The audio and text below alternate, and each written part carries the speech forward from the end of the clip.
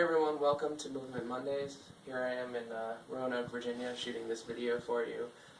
About to celebrate Christmas with Emma and her family.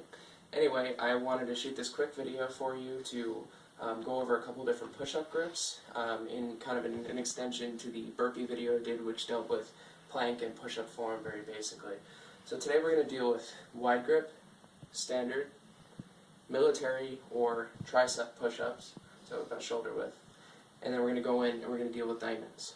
Basic, relatively basic push-ups. I'm not going to go into claps or plyo or anything like that. Just want to give you some really basic ones that you're going to find in just about any program. So I'm going to go ahead and do it. Just go over a couple of the plank and push-up cues again, just to remind you in case you've forgotten. So I'm going to start with a standard push-up. Hands are about shoulder, a little bit wider than shoulder width apart. I'm going to make sure that when I come up into this plank, my back's not sagging. It's not round. It's flat. I'm not shrugging, pushing away. You want to make sure you always push the ground away from you when you're at the top of this plank. Okay? So don't just kind of hang, push away. Don't let your knees sag like this. Flex the heels out.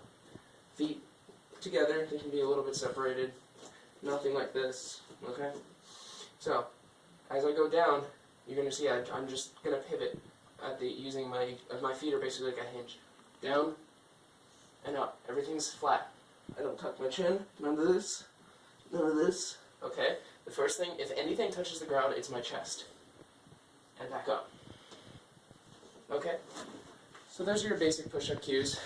Keeping everything tight, keeping everything engaged as you would with a plank. So now I'm going to get in, and I'm going to start out to in. So I'm going to start with wide grip, standard, military, or tricep push-up, and then I'm going to go in and do diamonds. Diamonds are a little bit different, so the cues will be a little bit different there. Alright, so here's your wide grip. We're going to talk about elbow angle here too, and that's very important for that. So wide grip is wider than shoulder width. When you're at the bottom of this, you want a 90-degree angle on your arm, okay? So don't go so wide that you're like this, because it'll put a lot of force on your shoulder that you really don't want. Okay, so here's a wide grip. Everything's nice and tight. I go down, 90 degree at the bottom, I come up. Also notice, you can't see with my hat, but I'm looking a little bit in front of me. I'm not looking straight down, I'm looking out here. So, you can kind of still see my face.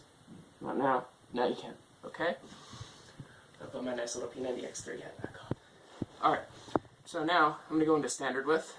My elbows aren't going to go out anymore, that's a common problem. It puts strain on your wrists, it puts strain on your shoulders. So don't do that. Standard, it's about shoulder width, a little wider. My elbows are going to come back at a 45-degree angle, so it's going to split the difference between hugging my body and going out to the side. Okay, same thing. Chest is only a couple inches off the floor. So elbows are going out behind me, everything's staying tight, I'm looking out, inch or two in front of me. I'm going to move in. Military. Now these are different because my elbows are going to hug my body. Right here. Elbows pinned in, okay? It's going to come in and out, right against my body. Alright, here we go. Make sure you don't shrug in this one. It puts a lot of force on the front of the shoulders. It's hurt me before when I've done them wrong. When you get tired, you lose the form a little bit. You want to really make sure you don't do that. Okay, so here's military, or tricep push-up, because they emphasize the triceps a little more since you're in tighter. See? I'm nice and close. If you do yoga, you also know this is what you do when you go into chaturanga as you're performing a vinyasa. Okay, last one, diamonds. Hands make a diamond, fingertips touch, like this. Your elbows are going to go out a little bit when you do this one. You can also do them with wide feet if you want a little bit easier base of support since you're so narrow in the front. Alright, so I'm going to do them wide. And I'm going to show you how to modify all of these really quick. Okay, here's a diamond. Now, if this is too hard on your wrists, is too hard on you at all, you can open up just a little bit like this. You can create a little more space. You'll still get basically the same amount of work on your triceps. It'll just be a little more comfortable for you. Try to get your chest down to your hands. Okay, how do you modify these if you can't do a push-up? So the first and most basic way is doing what people call quote-unquote girl push-ups or modifications. They're not really girl push-ups. It's just a ridiculous name people give them to try to belittle others, of course. So What these are a really smart modification to use when you get tired. Doing push-ups with crappy form just to stop, not to do the quote-unquote girl push-ups is stupid, okay? So don't do it. So here's what happens when you get tired. That's what you do. So, to practice the form for this, start in a plank, drop down. So you notice that my body's still straight. It's not this. Very commonly when I see people doing push-ups with the knee down, I see this. I mean, it'll do something, but it's not mimicking a push-up, and it's not really training you as well for the real thing. This, on the other hand, keeping me in a solid plank, you can cross your knees up if this is more comfortable. You can leave them down like I do. Either way.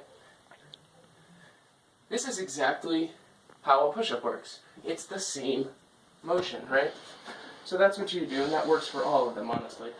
Another way to modify, if you want to transition from doing those into the full thing, is just to play with your range of motion. Okay?